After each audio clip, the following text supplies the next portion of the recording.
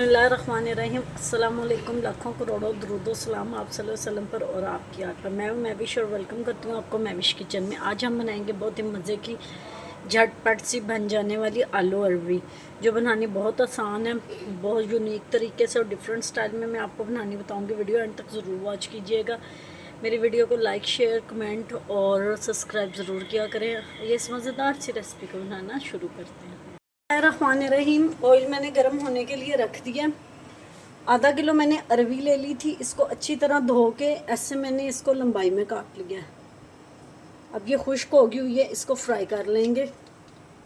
Golden crispy हमने इनको brown कर लेना है।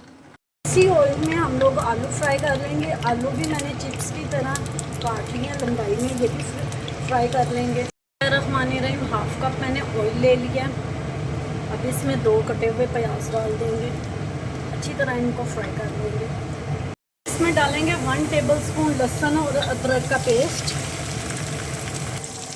अब इसमें 2 कटे हुए टमाटर डाल देंगे। छिलका मैंने इनका उतार लिया। इसको भी अच्छी तरह सोते कर लेंगे। अब इसमें मसाले डालेंगे 1 टेबलस्पून नमक, 1 टेबलस्पून मिर्चें, हाफ टी स्पून हल्दी, 1 टेबलस्पून धनिया पाउडर और थोड़ी सी कश्मीरी मिर्चें। मसाले को भी अच्छी तरह भून लेंगे।